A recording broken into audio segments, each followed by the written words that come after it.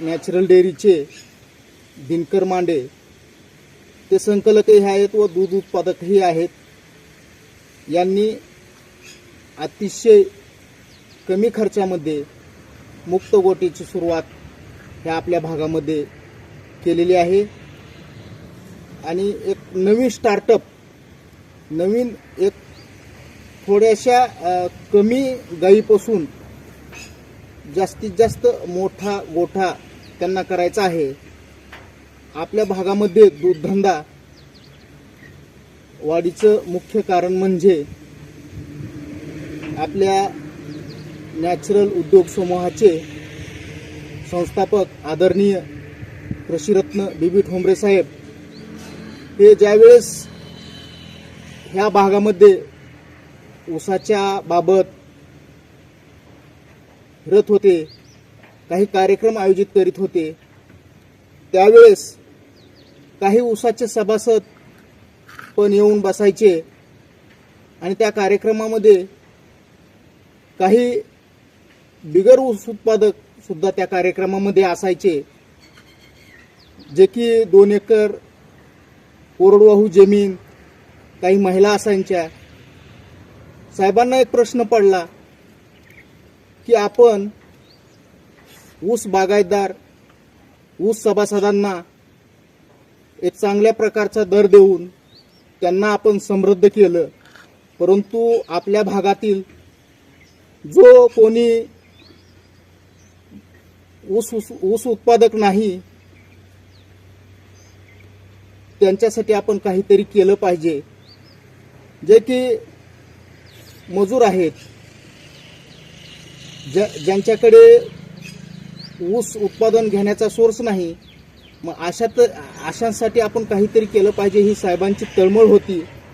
आणि या तळमळीतूनच आदरणीय साहेबांनी नॅचरल डेअरीची स्थापना केली आणि सर्वसामान्य कष्टकऱ्याला या भागातल्या दूध उत्पादकांना न्याय देण्याचं काम केलं. आणि याचीच प्रेरणा घेऊन नॅचरल परिवारातील आजूबाजूतील गावामध्ये असे मुक्त गोठ्याचं एक चळवळ निर्माण केली आणि या चळवळीच्या माध्यमातून एक अतिशय चांगल्या प्रकारचा गोठा आपल्याला आज भोसा या गावामध्ये श्री दिनकर मांडे यांच्या शेतामध्ये आपल्याला बघायला भेटत आहे. आणि विशेष बाब म्हणजे या गोठ्याचं पूर्ण नियोजन त्यांच्या धर्मपत्नी मीनाक्षीताई ह्या सांभाळत आहेत. आता आपण त्यांना विचारू की आपण या दूध धंद्यामध्ये कसं काय आलात आणि आपल्याली दूध धंदा करावा असं कसं काय वाटलं? ताई, आपण दूध धंदा करावा असं आपल्याला कसं काय वाटलं? एक म्हणजे प्रत्येक नॅचरलचा कार्यक्रम असतो, त्या कार्यक्रमाला मिस्टर जात असते, एकही सोडत नाहीत. पण असा एक योग आला की त्यांना बाहेरगावी जावं लागलं एका कार्यक्रमासाठी. त्याच्यामुळं मला म्हणले तू जा म्हणले ही कार्यक्रम अटेंड कर. तर ठीक आहे म्हणलं, मी जाते.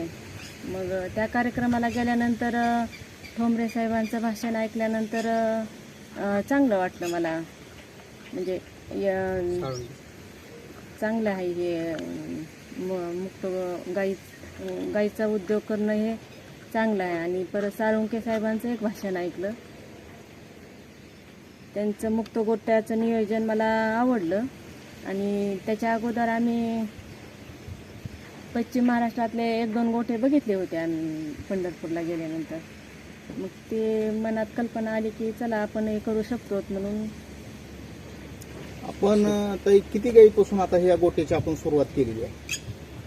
आता ही आम्ही अगोदर 1 घेतली होती आणि परत दुसऱ्या 2 घेतल्या, मग 3 घेतल्या. मग ते 3चं पहिलं वर्ष तर आमचं जास्त मेंटेनन्समध्येच गेलं. बाहेरच्या विकत घेतल्यामुळं घरच्या गोट्यात गाय तयार झालेली सक्षमच राहते, म्हणजे निरोगी राहते. मला काही असं म्हणजे त्याचा परिणाम काय दिसून येतो त्या पशुखाद्य वापर? हां, तब्येती चांगल्या झाल्या गाईच्या आमच्या आणि निरोगी आहेत. नॅचरलचं वापरतो तेव्हापासून म्हणजे तक्रार काहीच नाही. मेडिकल जास्त नाहीच आहे आमच्या गाईला. आणि एक आम्ही आयुर्वेदिक दुसरं बाहेरचं वापरलं होतं मिनरल, पण ते आमच्या गाईला म्हणजे 5-6 महिने लॉस झाला आमचा. जास्त तर गाभण गाई गेल्याच नाहीत. मग त्या काळात आम्ही परत नॅचरलचं वापरून बघितलं. मग ते 1 महिन्यातच गाई ठरल्या. त्याच्यामुळं आम्ही नॅचरलचंच वापरायला चालू केलं परत सुरुवातीच्या काळात. आता याच्यानंतर आपला दूध वाढीसाठी नवीन काही तुमच्या संकल्पना तुमच्या मनामध्ये आहेत का? गोठा वगैरे काही वाढवणार आहेत का आपण? हां, गोठा वाढवायचा आहे, पण असं बाहेरच्या गाई घेऊन नाही वाढवायचा. मी माझ्याच गोठ्यात गाई तयार करून वाढवणार आहे. म्हणजे लहान वासरं जे कारवडी झाल्या त्यांचं संगोपन सध्या चालू आहे करायला. गेल्या वर्षी एक कारवड, तिचं 1 रुपयाही मेंटेनन्स नाही, ती घरीच तयार केलेली आहे. आता ही पुढच्या महिन्यात गाभण जाते ती गाई. तर आपल्या नॅचरल डेअरीची कारवड संगोपन ही योजना पण आपण चालवतो. आणि साहेबांचं म्हणणं असतं, आदरणीय साहेबाचं, तसेच डॉक्टर साळुंके साहेबाचं पण म्हणणं असतं की आपल्या भागामध्ये 1-1.5 लाखाची गाय आणून नुकसान करून घेण्यापेक्षा आपल्याच गोठ्यातील कारवड ही पूर्णपणे व्यवस्थित सांभाळल्यानंतर निश्चितच आपला दूध उद्योग हा नफ्यामध्ये दिसून येईल. आणि त्या पद्धतीनं आपण आपल्या नॅचरल डेअरीमार्फत ही जनजागृती दूध उत्पादकामध्ये आपण करत असतो. तर याचं गणित शेवटी नफा आणि तोटा याच्यावर येतं. तर ह्या दूधधंद्यामध्ये तुम्हाला कसं परवडतं? ह्याच्यामध्ये पैसा आपला किती शिल्लक राहतो असं तुम्हाला वाटतं? ह्याच्यात निम्म जरी खर्चात गेलं तर निम्म राहतं. आणि आम्ही सगळे घरचे करणारे आहोत, त्याच्यामुळं आम्हाला चांगला फायदा आहे गोटा. आणि ज्याचं बाहेरून करते त्यांना मात्र एवढं काही परवडणार नाही. परवडतंय त्यांना बी, तेवढ्या ह्यानं करावं लागतं, म्हणजे तेवढ्या चिकाटीनं करावं लागतं. आता गाय ज्यावेळेस डिलिव्हरी होती का त्यावेळेस 100 दिवस गाईचं जे पहिले 100 दिवस असते जास्त दुधाचा कालावधी असतो. त्या 100 दिवसात 20 लिटरची गाय जर असली तर आपल्याला 2000 लिटर दूध काढावं लागते. आपण दुसऱ्या 100 दिवसामध्ये 1500 लिटर दूध काढावं लागतं. आणि तिसऱ्या 100 दिवसामध्ये 1000 लिटर दूध काढावं लागतं. एकूण आपल्याला 4500 लिटर दूध जाते सगळे. आणि त्याच्यामध्ये आपल्याला वासराला 300 ते 400 लिटर दूध जाते. आणि कमी जास्त फरकानं कधी गाय आजारी पडली ही 100-150 लिटर आपण सोडून दिलं तर वरचं 500 लिटर आपण कमी केलं तर 4000 लिटर दूध आपल्याला राहतं. 4000 लिटर गुणविले 30 रुपये सरासरीमध्ये भाव. मग कवा जास्त 35 भेटेल, कवा 29 भेटेल, कवा 28 भेटेल. सरासरी 30 रुपयामध्ये 4 त्रिकोण 12, 1,20,000. त्याच्यात आपला 50% खर्च धरला तरी एक गाय जवळपास 60,000 रुपये वर्षाकाठी सोडती. मग एका गाईला महिन्याला 6,000 रुपये कशीही देते खेळत. मग बाहेरून तुम्ही घेऊन बी केलं तरी आपण मध्ये खर्च धरलेला किंवा मग घरचे नाही बी केलं तरी धरलेला पाहिजे. तर एका गाईपासून 6,000 रुपये जरी मग आपल्याला महिन्याला पडले, अशा 10 गाई जर चांगल्या सांभाळल्या तर 60,000 रुपये महिना पडायला काय अडचण नाही. आपलं नॅचरल डेअरीचे पगार वेळेवर होतो का? 100% 10 दिवस 1 दिवसाचा सुद्धा गॅप नाही. उलट एखाद्या दिवशी जर समजा सुट्टी असली पुढे तर आदल्या दिवशी पेमेंट येते. गुणवत्तेच्या बाबतीत गुणवत्ता मशीनद्वारे पुन्हा तिथं व्यवस्थित महिन्याच्या महिन्याला तपासणी मशीनची करण्याबाबत कर्मचारी वर्ग 4 दिवसाला 8 दिवसाला भेटी देत तर त्यांचे शिक्षण वेगळे पाडलेले आहेत त्यांनी. खुराकाचे वेगळेच, रूट सुपरवायझर वेगळेच, तुमचे डेअरीचं हे करणारे वेगळे. असं आहे आम्हाला 8 दिवसातून 2 तरी कर्मचारी डेअरीला भेट देत प्रत्येक 8 दिवसात. आता याच्यानंतर आपला ह्या दूधधंद्याविषयी आपली काय दिशा असणार? आता ही ह्यांच्याकडे जबाबदारी दिलेली आहे ती सांगतील आता पुढे काय करायचं. ह्यांचा मुलगा एक माझा आणि ही ना 2 जण मिळून मी शेतीकडे असतो. तुम्ही शेती पाहता? 10-12-13 एकर ऊस आहे. ते शेतीचं नियोजन मी बघतो सगळं. शेडचं नियोजन ही बघणार आहेत. भविष्यात जर ह्यांना मोठं करायचं असलं तर आपण करून देऊ अजून चांगल्या ह्याच्यात. निश्चितच आपल्या भागामध्ये ताईचा एक आदर्श आपल्याला बघायला भेटत आहे की अतिशय चिकाटीनं हां एक व्यवस्थित दूध धंदा आपल्या भागामध्ये ताईंनी एक निर्माण केलेला आपला पाहायला भेटतं इथं. आणि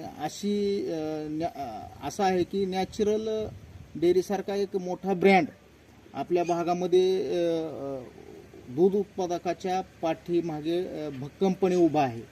मग त्या नॅचरल डेअरीच्या विविध दूध उत्पादकासाठी योजना असतील, त्या माध्यमातून आपण दूध उत्पादकांना सक्षम बनवण्याचं काम आपण करत आहोत.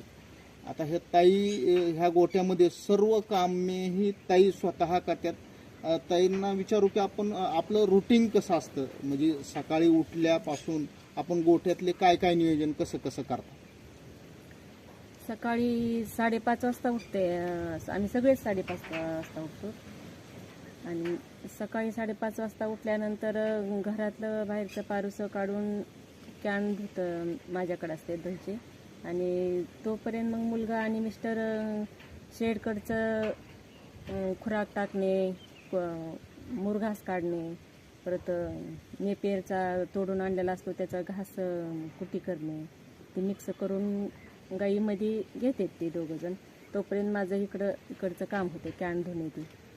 परत मिस्टर डेअरीकडे जातात आणि मी इकडं धारा काढण्यासाठी येते. मग मी माझ्याकडे धारा काढणे, परत ती साफसफाई भांड्याची करणे आणि गाईला चारा टाकणे. एवढं झाल्यानंतर परत मी सगळं एक तासात म्हणजे 6 ते 7 1 तासामध्ये पूर्ण काम होते सगळं. त्याच्यानंतर शेडकडं 6 वाजताच नाही येणार. हां, परत इकडचं शेडकडचं काम झालं की मग परत स्वयंपाक मुक्तमध्ये सोडलेलं पण. म्हणजे मुक्त गोठ्यामुळे तुम्हाला एक फायदा झाला की तुम्हाला दिवसभर जे जनावरांपाशी थांबण्याचं नाही काम नाही होतं, नाही ते मुक्त गोठ्यामुळे तुमचं ते काम अतिशय सोपं झालं. 24 तासामधले 2 तास फक्त जनावराला द्यायचे आपल्याला. फक्त 2 तास, सकाळी 1 तास आणि संध्याकाळी 1 तास. बाकी जनावराकडे जाण्याची गरज नाही. नाही नाही नाही नाही. आणि मधला वेळ चारात काढून आणला एक अर्धा तासात की होऊन जाते. सकाळी 1 तास आणि संध्याकाळी 1 तास. हे अतिशय चांगल्या प्रकारचं मुक्त गोठ्याचं नियोजन.